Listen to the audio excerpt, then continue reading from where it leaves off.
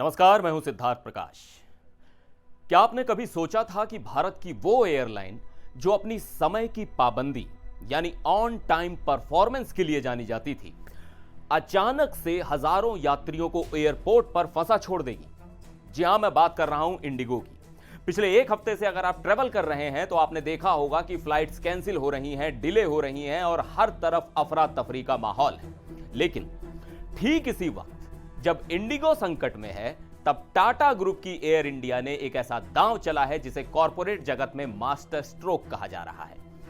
आज हम बात करेंगे आसमान में छिड़ी इस नई जंग की। एक तरफ इंडिगो का ऑपरेशनल क्राइसिस है और दूसरी तरफ एयर इंडिया का ओपन इनविटेशन।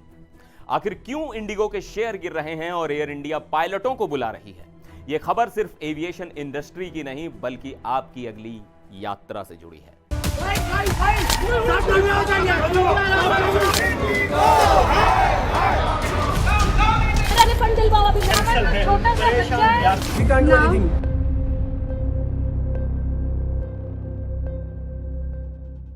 सबसे पहले समझते हैं कि आखिर इंडिगो जैसी दिग्गज कंपनी जिसका डोमेस्टिक मार्केट पर लगभग 2/3 कब्जा है, अचानक लड़खड़ा क्यों गई? इसके पीछे की वजह कोई तकनीकी खराबी नहीं बल्कि एक सरकारी नियम है जिसे हम FDTL यानी फ्लाइट ड्यूटी टाइम लिमिटेशंस कहते हैं। DGCA ने पिछले साल ही पायलटों की थकान और स्ट्रेस को कम करने के लिए नए नियम जारी किए थे। इन नियमों का मकसद साफ था, हवा में यात्रियों की सुरक्षा। अगर पायलट थका हुआ होगा तो गलती की गुंजाइश बढ़ जाती है। इंडिगो के लिए मुसीबत यह हुई कि इन नए नियमों को लागू करने के लिए उन्हें ज्यादा पायलटों की जरूरत पड़ गई। अचानक से रोस्टर बदलना पड़ा और बैकअप में उतने क्रू मेंबर्स मौजूद नहीं थे। नतीजा, हजारों फ्लाइट्स कैंसिल। पिछले एक हफ्ते में इंडिगो के नेटवर्क में भारी गड़बड़ी देखी गई। यह सिर्फ मैनेजमेंट की गलती नहीं बल्कि एक ट्रांजिशन फेज का दर्द है। लेकिन इस दर्द का असर सीधा यात्रियों पर पड़ा और उससे भी बड़ा असर कंपनी के निवेशकों पर। इंडिगो की पेरेंट कंपनी इंटरग्लोब एविएशन के शेयर लगभग 7% गिर गए हैं, जो पिछले 8 महीनों में सबसे बड़ी गिरावट। कहते हैं जब विरोधी कमजोर हो तभी अपनी चाल चलनी चाहिए।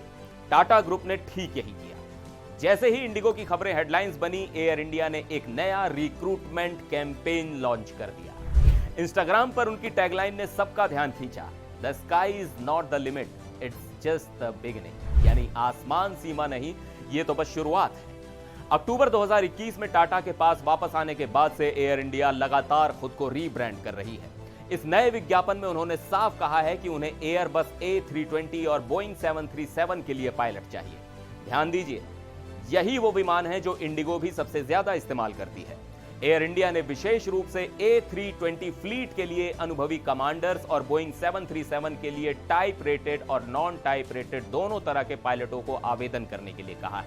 यह सिर्फ एक नौकरी का विज्ञापन नहीं है, यह एक संदेश है। संदेश उन पायलटों के लिए जो इंडिगो के टाइट शेड्यूल और अनिश्चितता से परेशान हो सकते हैं।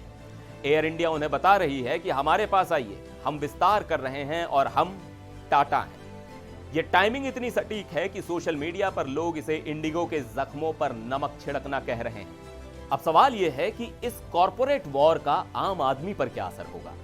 देखिए, जब मार्केट लीडर जैसे इंडिगो अपनी फ्लाइट्स कम करता है या कैंसिल करता है तो डिमांड और सप्लाई का संतुलन बिगड़ जाता है।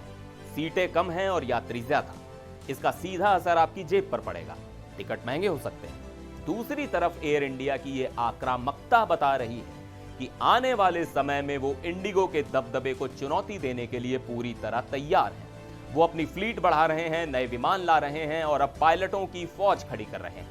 अगर एयर इंडिया ने इंडिगो के अनुभवी पायलटों को अपनी तरफ खींच लिया तो इंडिगो के लिए रिकवरी करना और भी मुश्किल हो जाएगा। इंडिगो का कहना है कि स्थिति धीरे धीरे सामान्य हो रही है, लेकिन ग्राउंड रिपोर्ट कुछ और ही बता रही है। उड़ानों का रद्द होना जारी है और यात्रियों का गुस्सा भी। भारत का एविएशन सेक्टर इस समय एक बहुत ही नाजुक दौर से गुजर रहा है। एक तरफ पायलटों की कमी है, दूसरी तरफ यात्रियों की बढ़ती संख्या। तो कुल मिलाकर तस्वीर यह है, इंडिगो अपनी साख बचाने की लड़ाई लड़ रहा है और एयर इंडिया अपना साम्राज्य बढ़ाने की। पायलट इस समय सबसे कीमती एसेट बन चुके हैं। आने वाले कुछ हफ्ते भारतीय विमानन क्षेत्र के लिए बहुत महत्वपूर्ण होने वाले हैं। क्या इंडिगो अपने रोस्टर को संभाल पाएगा या फिर एयर इंडिया इस मौके का फायदा उठाकर नंबर 1 की कुर्सी की तरफ एक कदम बढ़ा लेगी? इस पूरी खबर पर हमारी नजर बनी रहेगी। फिर मिलेंगे एक और वीडियो में। देखते रहिए NDTV इंडिया।